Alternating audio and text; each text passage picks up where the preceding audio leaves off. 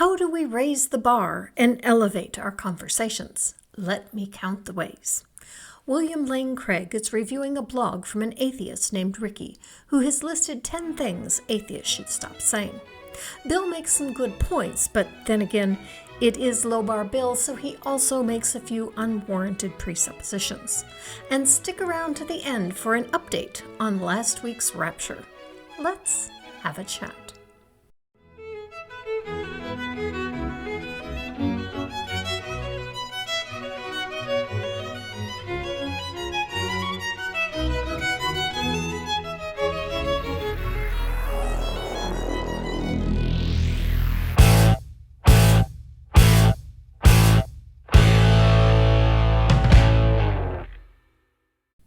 Hello and welcome. Thank you so much for joining me, and especially to my patrons and channel members. Most of you watching are subscribed, but if you are not, please consider subscribing. My channel has plateaued at 11,800 subscribers, and I'd really like to hit the 15,000 mark. It's free, so why not help me out? Let's see what Dr. Craig has to say on his Reasonable Faith podcast. Is it reasonable? Bill, an atheist blogger who goes by Ricky, has called out his fellow atheist and listed 4 things they should stop saying. I agree that these 4 things come up quite often in online and even in in-person exchanges. So we're going to take a look at this. And he writes, quote, "As someone committed to meaningful conversations, I've noticed that some common statements can oversimplify issues or even make people feel excluded if they have different views. I've become very aware of the strong impact words can have. They can either increase divisions or help us understand each other better." End of quote. So, statement number 1, you're not rational unless you are an atheist. Ricky is right that this is not a good way to get a conversation going. It also isn't accurate. While I would agree that it isn't possible to hold to some of the tenets of Christianity rationally, that doesn't mean that the person isn't rational. I'll get to that in a minute. But atheism is not the only rational position. Secular humanism is just as rational, but not all secular humanists are atheists. Further, I don't know all religions that exist. I know very little about Hinduism or Shintoism. Do these faiths stand on rational positions? I have no idea.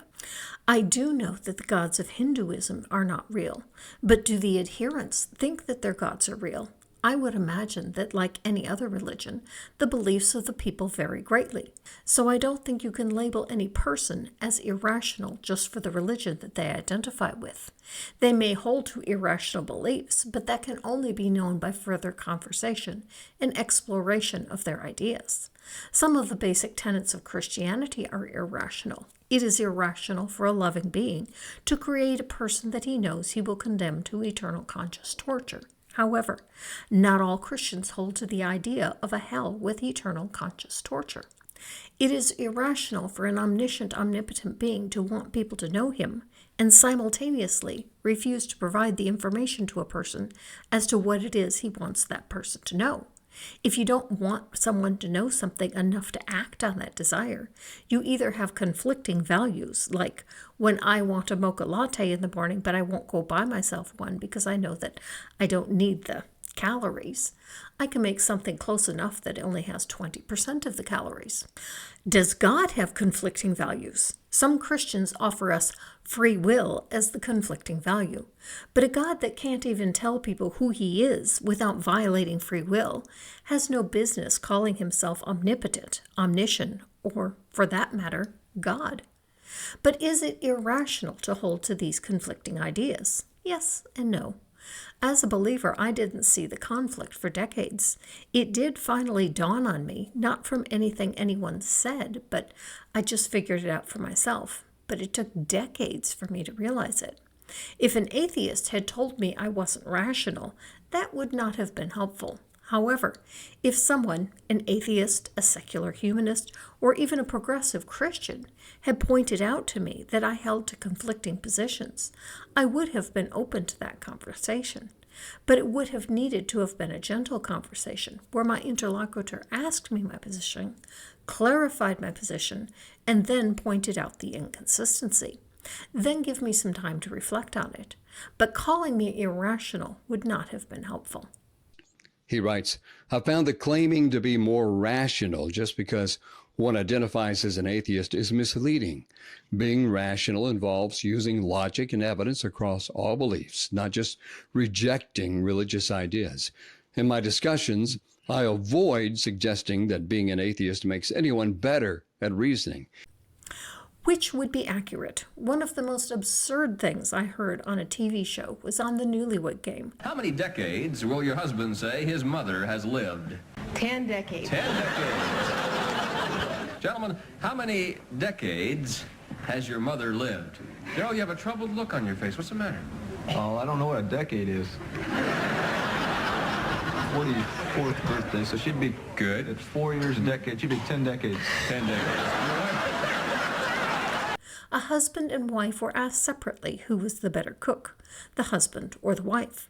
The man said that he was the better cook, and his reasoning was because he learned to cook from his grandmother, and his wife learned to cook from her mother. And everyone knows that grandmothers are better cooks than mothers, therefore he was the better cook. I really wished I could have talked to this guy and asked him if his wife had a baby, would that make her mother a better cook? After all, her having a baby would make her mother a grandmother. And if grandmothers are better cooks than mothers, then when she has a baby, her mother must then become a better cook. The irrationality of the position becomes clear. It is equally irrational to think that by changing one's mind about the existence of gods, one becomes more rational. One need only listen to atheists to discover that some of them are more rational than others, and some of them are less rational than their religious counterparts. Do I think atheism a more rational position than Christianity? Yes. But that doesn't make the individual more rational. I may still hold to positions that are irrational. When someone points them out to me, I will consider changing my position. Instead, I promote a humble approach that encourages more inclusive and thoughtful exchanges of ideas, and also seeing atheism as a sign of intellectual superiority can prevent understanding the reasons behind personal beliefs. End of quote. Inclusion has become a forbidden word in our current government. While there is no direct connection between our government and Christianity, Christians are more supportive of the current administration than are people who Christians would call non-Christians. There was a time when being inclusive was a Christian value.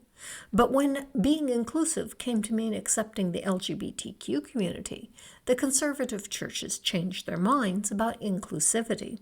We saw another split in Christianity of the progressive Christian churches that continue to be inclusive and the fundamentalists who are not.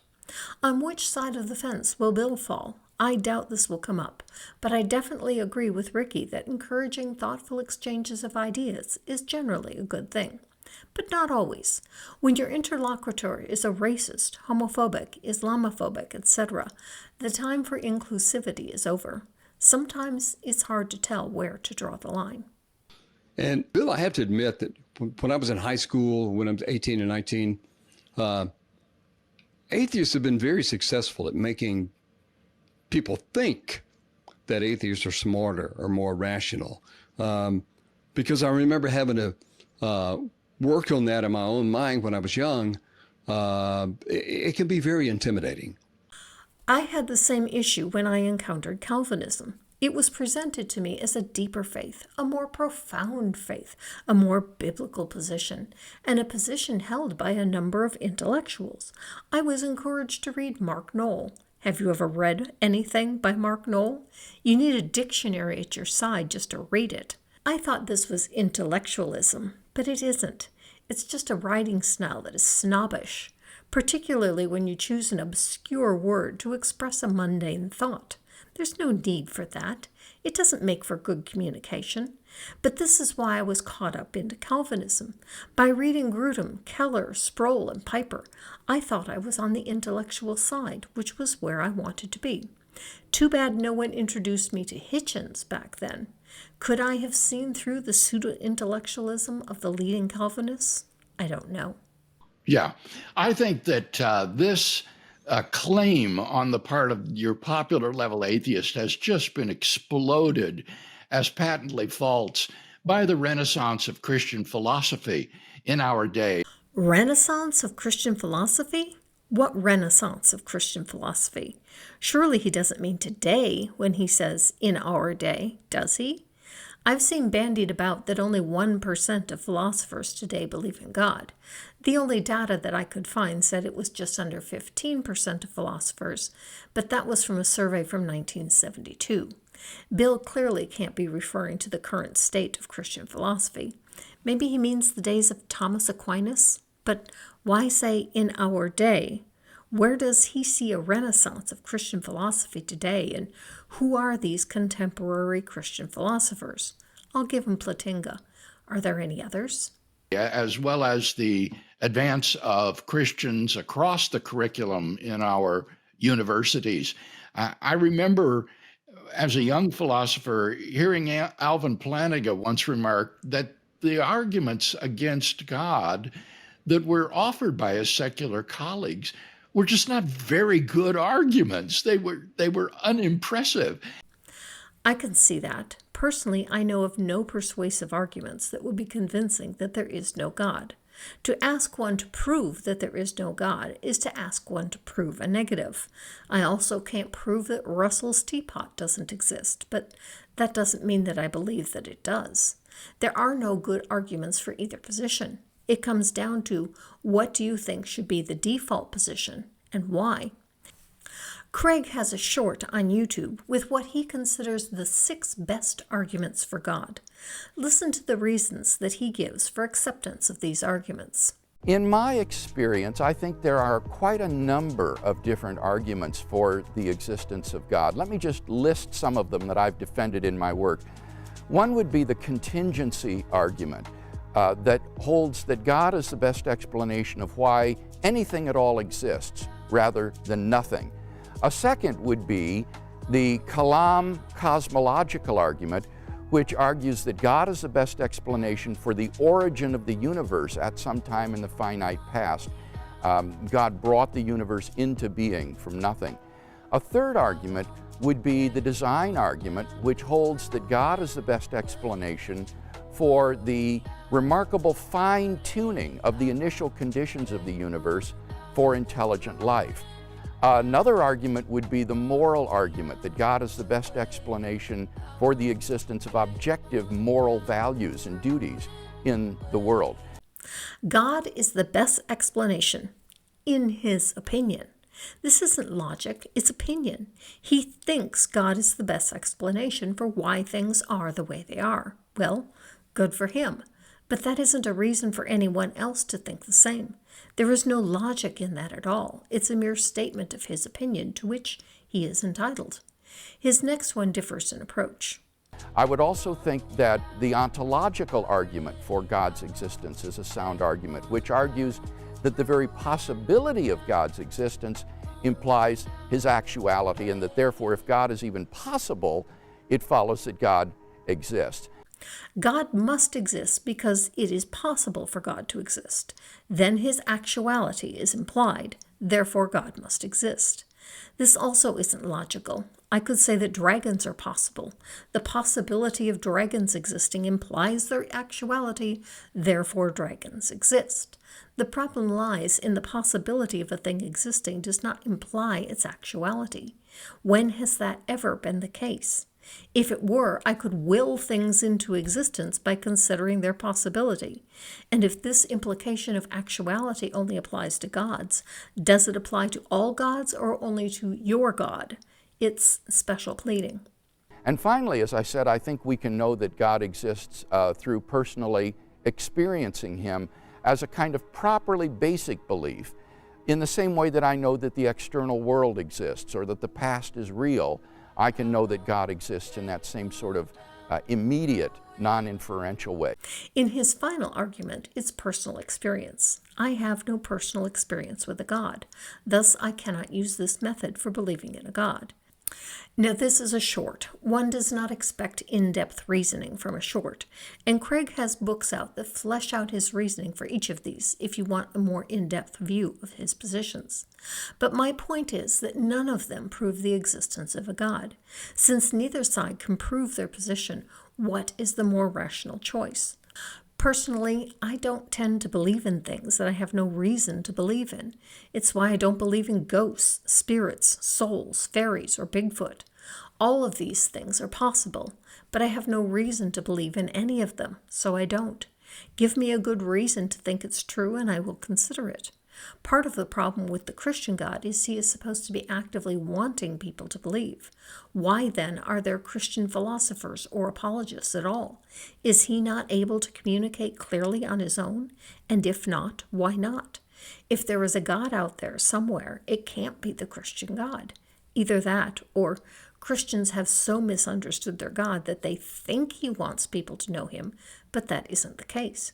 He wants people to go about living their lives apart from him, as he wants no part of human life. Back to Ricky. And that just sort of popped the balloon, I think, for me. These people have no basis at all for their vaunted superior rationality. I'll grant you that there is no basis for a claim that atheists are more rational. Personally, I haven't heard this claim, but it also would not surprise me. I have found people in almost every group that think that their group is superior in some way to anyone not in the group. It's tribalism, and it's part and parcel of living as a social species. It's part of the human experience. That doesn't make it right. It usually isn't. But you will find it equally among Christians as you do among atheists. Now, by the same token, we need to avoid this error as well. Good for you, Dr. Craig. You realize that this street goes both ways.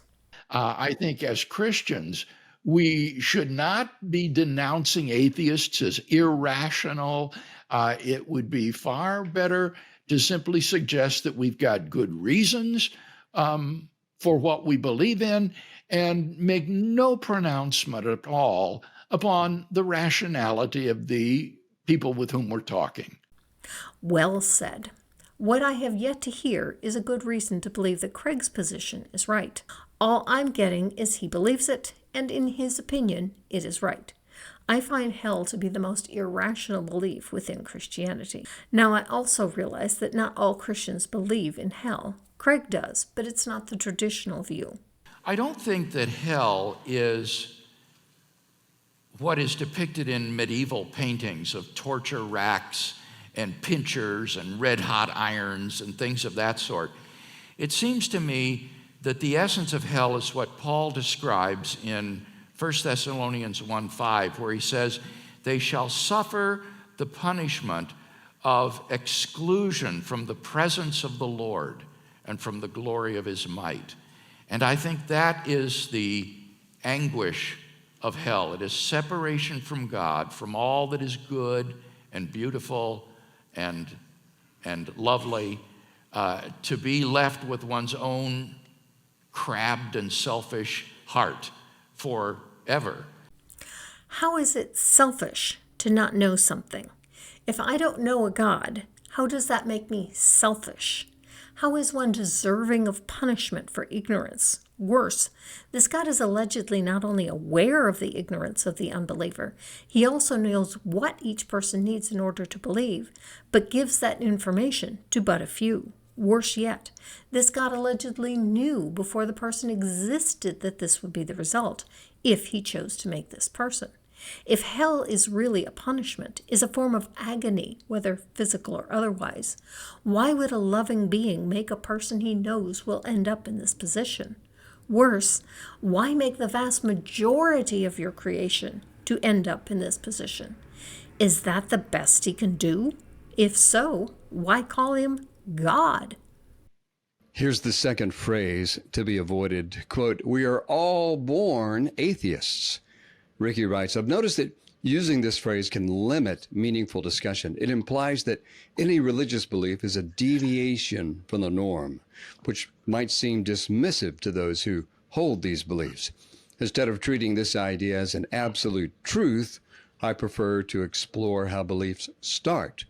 and the mix of inborn and external factors that shape our worldviews. End of quote. To a certain extent, I agree that we are all born atheists, in that no one is born knowing a God. But that doesn't make a baby an atheist either. The babyist doesn't say there is no God, or that they don't believe in any gods. The baby holds no position on anything. But Rick is right that it isn't helpful in a conversation to imply that atheism is the default position, just as it isn't helpful to imply that Christianity is the default position. But Bill, it's kind of the assumption that atheism is the default position. Well, I think the problem with this statement is that it's based upon a false definition of what atheism states. It treats atheism as a psychological state rather than as a philosophical position. And this would make my cat, Muff, an atheist, because Muff doesn't have a psychological state of believing in God, and yet that would be absurd. While I agree with Craig, there are believers that claim that animals have souls and go to heaven. Does that not imply that the animals are Christians? Are Christians not just as guilty in claiming that Christianity should be the default position? Atheism is the position there is no God.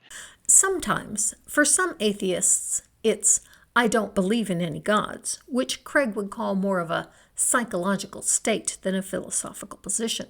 But it is the more accurate position. I cannot prove that there isn't, in some corner of the universe, a God unknown to me or anyone else.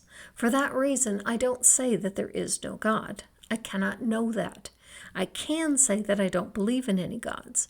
I can know what I believe, and can make that as a positive statement. I don't know enough philosophy to make that into a philosophical position. Perhaps I don't have a position. And so the question will be, what reasons do we have to think that that is true? And the idea that we're all born atheists is just based upon a misunderstanding of what atheism is. Granted, but there is also a segment of the population that doesn't give a hoot about whether there are any gods or not. If a God cares enough to make itself known, then it will be given consideration. Until then, there's no reason to even consider the question. Here's number 3. You can't reason out of an unreasoned belief.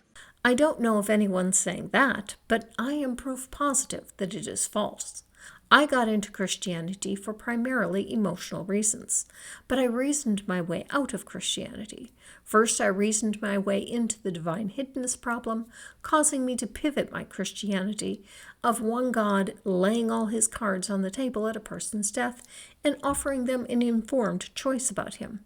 Then, when it was pointed out to me that there was no global flood, that the evidence for it that it never happened, the bedrock of my faith, was shattered. My entire faith was built upon the rock that the Bible was the inerrant Word of God. When I realized that it was not, I no longer had a reason to believe in the Christian God. Once I let go of Christianity, I discovered mountains of evidence that it could not possibly be true, at least in the version of Christianity that I had believed. I also discovered that there are Christians that hold to very different views on what it means to be a Christian. Craig is one of them. His views on Genesis 1 to 11, all being mytho-history, was incompatible with my belief that the Bible was the complete inerrant Word of God. Not only do I think it possible to reason one's way out of faith, that is one of the major purposes of this channel, to convince those who believe that not only do you not need a God to live, you can live better without one, especially women. Abrahamic religions convince women that they are inferior beings, and we are to accept that. We are told that we have equal value but different roles. But these roles for women don't include any decision-making power, because that's reserved for men. Why? Because men wrote the rules, of course. He writes, quote, "The saying you can't reason out or reason someone out of something you weren't reasoned into often comes up in discussions about beliefs, like religious ones. While this phrase reflects the frustration of trying to change such beliefs through logic, my experience shows that people can change their beliefs based on new reasons, insights, or experiences that affect them in unexpected ways. I've learned the importance of keeping an open mind after reflecting on times when people change their beliefs after being exposed to new ideas and ways of thinking. End of quote. One of the things that interests me on this one, Bill, is the epistemological implications. The witness of the Holy Spirit can bring conversion rather than a systematic, rational process or study. And therefore, atheists are wasting their time when trying to reason someone out of that kind of conversion. Mm-hmm. The Calvinist would say that only the Holy Spirit can draw someone to Christianity. One doesn't need to reason one way into faith, nor does one choose one's faith. Either God chooses to give you faith or does not.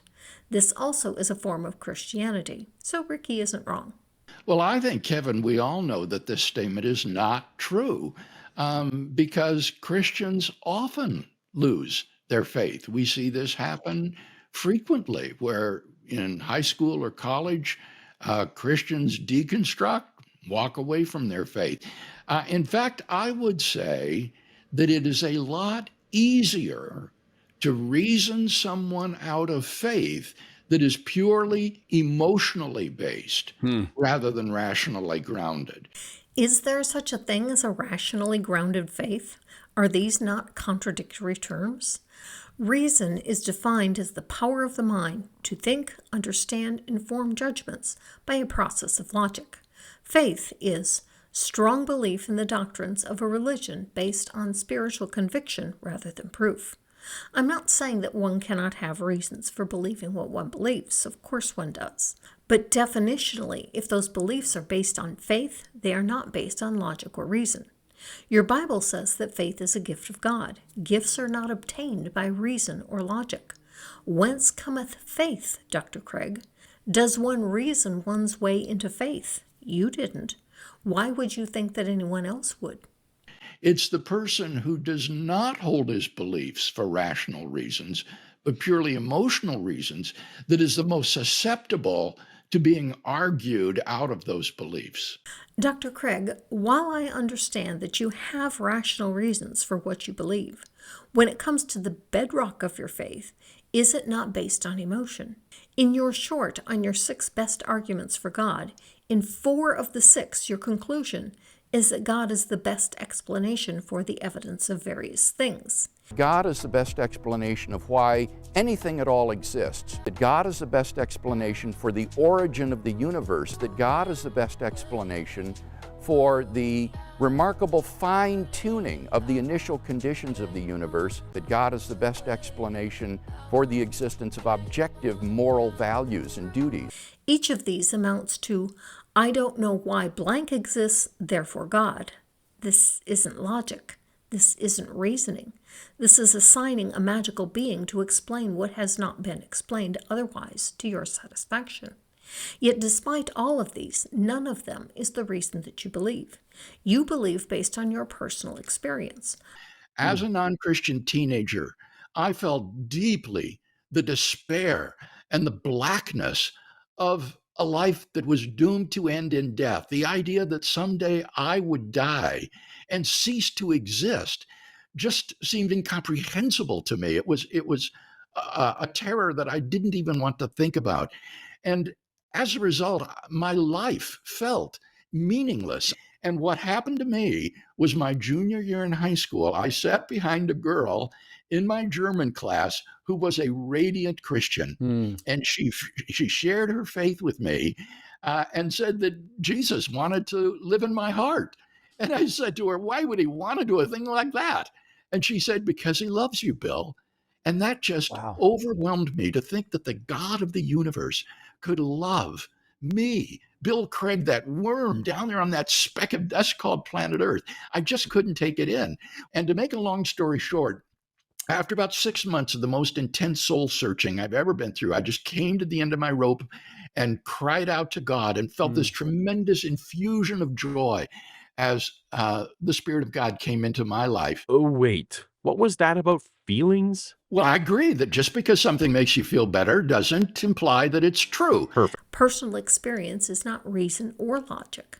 I would argue that not even your position is logic-based. It is experience-based. Whether that is an emotional experience or not, I do not know. If the arguments didn't convince you, why do you think they should be convincing to anyone else? Here's the final phrase that he says needs to be avoided. And, he did these in reverse order. So this is at the top of the list here. Reading the Bible will make you an atheist. I've heard it, reading the Bible can make you an atheist. This statement is true. I've heard a number of atheists say that they are atheists because they read their Bibles and lost their faith. I'm well aware that reading the Bible does not necessarily make one an atheist. I read mine several times over without losing my faith. But it was a biblical passage that, upon reflecting, caused me to begin to lose my faith. For me, it was reflection on the conversion of Paul on the road to Damascus. What changed wasn't the passage, obviously, nor even any insight into the passage that I didn't have before. Rather, I thought about the passage from a different perspective. If that passage was a historical event, Jesus did what he had to do to draw Paul to himself. Why? Because he wanted Paul. What does that say about the billions of unsaved? Jesus doesn't want them? As a Calvinist, that was an easy conclusion to reach, one that had been preached to me, but not in so many words. Rather, the focus was always on the one drawn to God. God draws to himself all of the chosen, the elect. For the first time, I thought about what it means to be the unelect, the unchosen. Jesus doesn't draw them to himself because he doesn't want them. They are vessels of wrath. Then I thought about what this means about God's character. It didn't fit. How could an all-loving being choose not to reveal himself to the unchosen and then condemn the unchosen for what they had no opportunity to learn? We aren't talking about a scant few. We are talking about the vast majority of humanity, at a minimum 2/3 of all the people on earth. And with the definitions of what a real Christian is, even most who identify as Christians won't make the cut. The Bible even says so. Many will say to me, Lord, Lord, did we not do miracles in your name? Depart from me, I never knew you. And narrow is the way and few find it. Why is God so angry that he needs so many vessels of wrath and so few vessels of his glory? Then the big question is, a God that would do this, a God that would make billions of people to be his vessels of wrath and a few to be his chosen vessels of glory, worthy of worship? Is such a God one that I want to serve? Is such a God consistent with the characteristics that the Bible claims that he has? Loving, welcoming, just? No. Such a God does not fit that bill. So I revised my theology. I decided that since the Bible tells us the story of what happens on earth and not what happens in the afterlife, other than a couple brief glimpses, there has to be a point at which God asks every unbeliever after their deaths if they want to follow him. Do they want heaven or hell? And he spells out exactly what each entails. This is just. This would keep the character of God consistent with the claims of the Bible. Isn't it funny how easy it is to revise theology? There was a time when it was heretical to say that the earth revolved around the sun. But when it became abundantly clear that the earth revolved around the sun, the theology was revised. There was a time when the Bible supported chattel slavery, but when the barbarity of that practice was revealed for what it was, the theology was revived. Suddenly the Bible doesn't condone slavery, even though it does.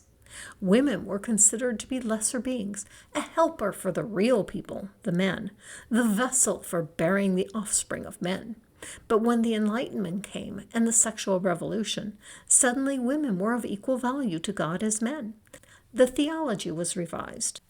Although for this one, many Christian denominations still cast women in a subservient role. They just make the claim that they are of equal value, when in practice they don't live that claimed value. One last example: evolution. When Darwin's theory of evolution was introduced to some, it was heresy, largely through the efforts of Thomas Huxley, who was highly influential in science education. Evolution was introduced and quickly accepted by the scientific community. The religious community was split. Some quickly accepted evolution and revised their theology to allow for man to have evolved from a common ancestor with other apes. Evolution's quick acceptance into some religious denominations came in part because of groundwork laid by Immanuel Kant, who had proposed cosmic evolution, and Comte de Buffon, who questioned the conventional thinking of the age of the earth. Competent opposition to Darwin's ideas was shy to non-existent.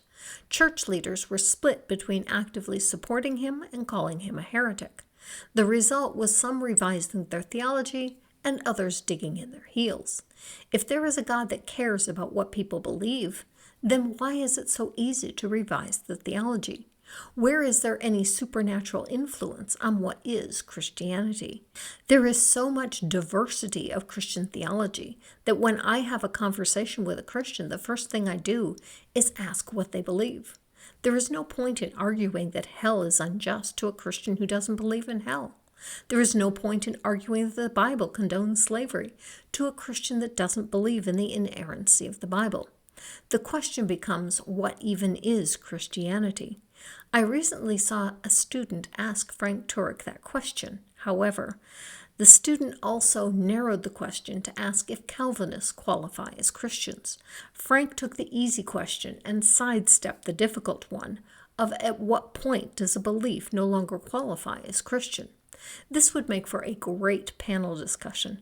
Get a progressive Christian, a Baptist, and a Catholic priest, and ask them at what point theology is so far astray that you would no longer call them Christian. You will get 3 very different answers. Is there a God that cares about the answer to that question? If so, where is he, and why can't his own followers get a straight answer from him? He writes, sometimes in discussions it's suggested that reading the Bible will make you an atheist. While I understand this statement aims to highlight contradictions or ethical issues in the text, I argue that it oversimplifies the relationship between a reader and Scripture. Many people read the same text and come away with strengthened, not weakened faith. Not only is there a great difference between how religious people view the Bible, there's a great difference between how unbelievers view the Bible as well. I am fascinated by the way Kip Davis sees the Bible. He sees it as a fantastic insight into the minds and religious practices of ancient peoples. He's not wrong. But I see it as a tool of oppression. I have a hard time getting past how it was used to isolate me from any thoughts that disagreed with my church's view of theology. The skeptic tells us that he doesn't care about the Bible. It's the Bible, so no one cares! It's just a book. How one views the Bible impacts any conversation with a theist. In my interactions, I've found that broad statements like this can alienate those who find personal truth and comfort in their religious text. Instead of claiming that reading the Bible inevitably leads to atheism, I support a discussion that explores specific passages and their interpretations. Is it common? Again, what I see far more often than this is how Bible reading can make one an atheist, not the blanket statement that it will. There is also some merit to the practice of making a statement that upsets enough people to cause them to engage. Again, I am one example. Had this banner at the Ark encounter not sparked my ire when my son showed me a video of the Ark protest, I doubt I would have given it much thought. This is why the catchy thumbnails and video titles are used, not because they accurately portray what is in the video, though they usually at least give you a hint of it. Because if you don't catch the attention of one you want to engage with, the conversation will never even begin. So I get the point of making controversial statements like these. They have a purpose in getting the conversation started, in sparking the conversation, even if they are not helpful within the conversation. Again, this is common, Bill. Maybe it's in fact, I suspect it's a reaction against Christians who encourage skeptics to read the Bible. During a discussion, they say, well, just, read the word, read the word, to which the skeptic responds, I did, and it made me an atheist. This is a very different statement. It isn't a blanket accusation that any time one reads the Bible, it makes a person an atheist. It speaks to the personal experience of the speaker, which is a common one. There is nothing wrong with this response. And so then that's the end of the conversation. It shouldn't be. This isn't a conversation ender. The atheist has put the ball in the court of the Christian. The Christian has made the claim that if the atheist would just read the Bible, he would believe. The atheist then responds that he did read the Bible, and that is why he is an atheist. The Christian now needs to do one of two things: either defend his position that the Bible is to be believed, or use another argument to support his position. If a Christian says that the atheist would believe if he just reads the Bible, and the atheist responds that he did, and that's why he's an atheist, and that's the end of the conversation, that tells me that the Christian is incompetent in defending his position.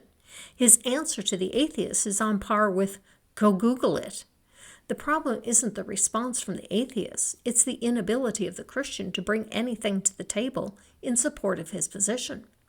Yeah, I think this statement is so easy to refute empirically. Just do a sociological survey. There are huge numbers of people, hundreds of millions of people who read the Bible and do not lose their faith and become atheists. Bill has a keen perception for the obvious.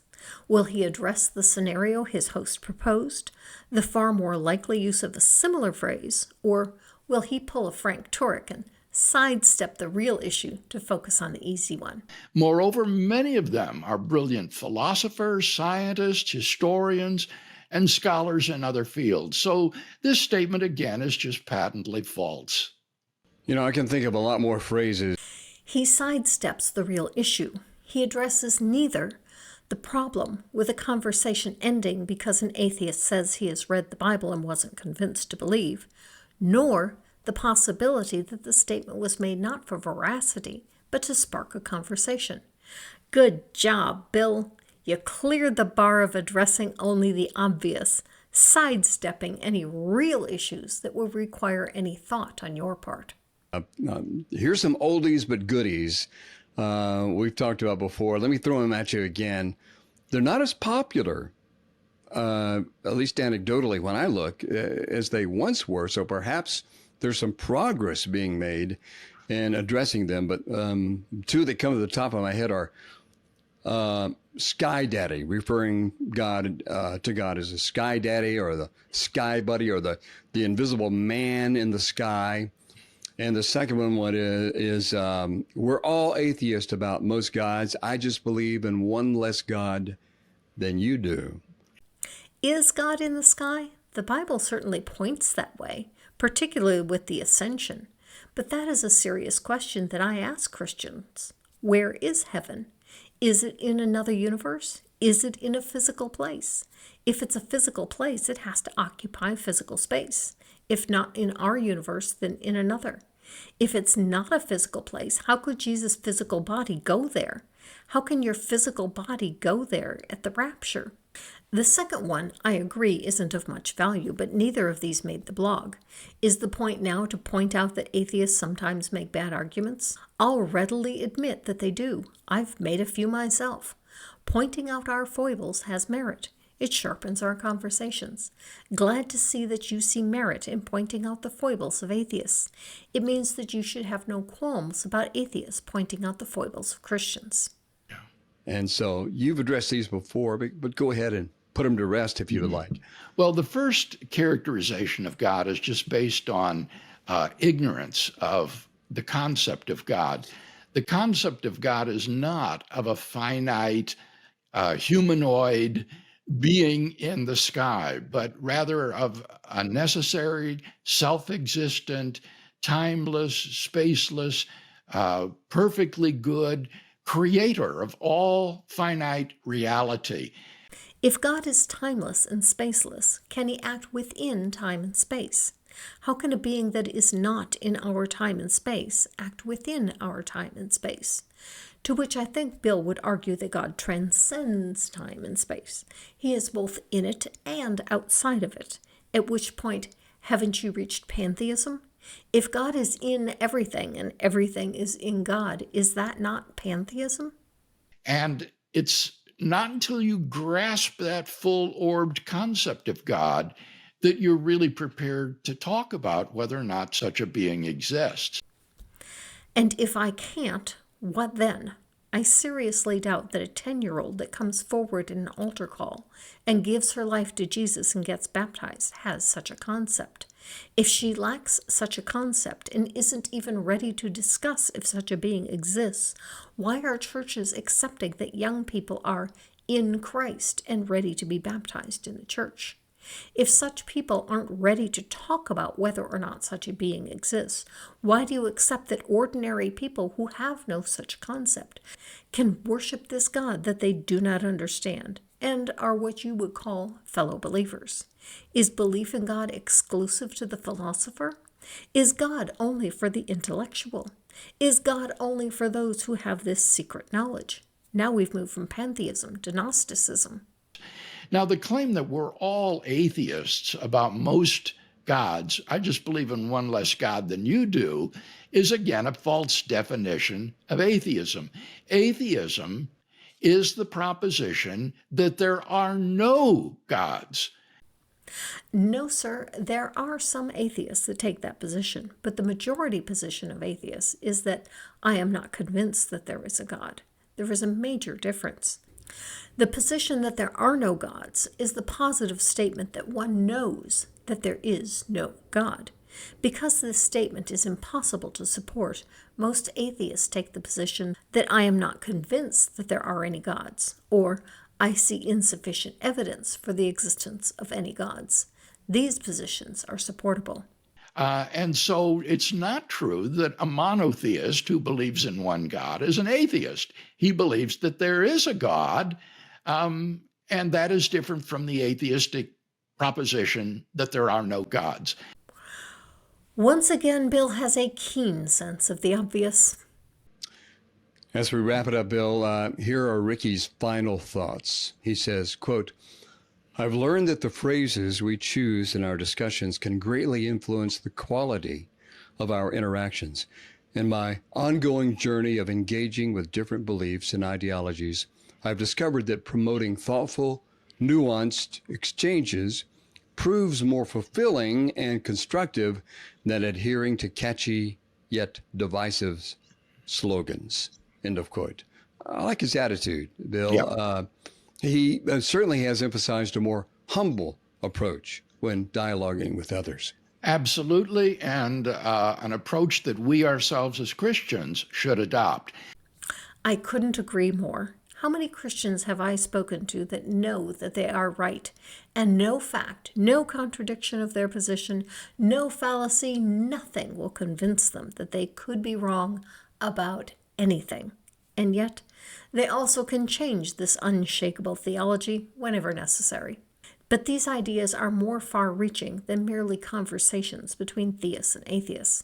The same principles apply to conversations between Democrats and Republicans, between liberals and conservatives, and so forth. We could all be more humble and open to hearing other ideas in our conversations, myself included. But I do want to add that I think that the reason that these four statements we've looked at today should be abandoned is not primarily because they might hurt people's feelings or stifle a good conversation or impede dialogue. The reason they should be abandoned, Kevin, is because they are so patently false. Most of them are just silly. Very good, Bill. Are you willing to do the same? When Christians hold to ideas that are patently false, should they abandon those statements because they are just silly? How about young earth creationism? Bill, you know that Noah's flood was not a historical event. You are clear in your remarks that this is mythohistory. To hold to a literal global flood in this day and age when the overwhelming evidence is to the contrary is just silly. Are you willing, Bill, to call out your fellow believers to end the silliness of young earth creationism as Ricky was willing to call out his fellow atheists on silly arguments? Are you? I seriously doubt it, because the attitude in the Christian community is to let everyone believe whatever they want, provided they proclaim Jesus as God. even if it means they make Christians look bad because of their silly arguments that they make in support of unsupportable claims. I dare you, Bill. Have the courage of Ricky. Use your platform to elevate the discourse and call on Christians to stop making bad arguments. Speaking of bad arguments, time for your Rapture update. According to New Light Studios, Joshua is still right. The window has been pushed to November 1st. Other people say that Halloween is actually a high rapture day too. Why? Because that's supposedly when Noah got into the boat. So that's a high watch day too. Guess what else is a high watch day? November 1st. Okay, so we're in a high watch period from October 23rd all the way through November 1st. This is a high watch window. And Rapture Confirmation 2025 says the rapture didn't come because the church was not ready. The rapture is still coming, but not until the church is ready. Can such a day ever come? Through my dreams, everything, all the bad stuff, the food shortages, the sickness, the blackouts that are coming, the persecution, the Lord showed me that He does not want to send those things, but those things are needed to wake up the church. And when He said that, He was very sad, because the American church and the church in whole, we are not ready for His coming. I like that we now have a source for this mouthpiece for God's prophecies. It's Other Prophecies on other YouTube channels. She doesn't even get her information from God. We survived another rapture and are now equipped to elevate our discourses with believers. In all, it's been a good day. Live your life.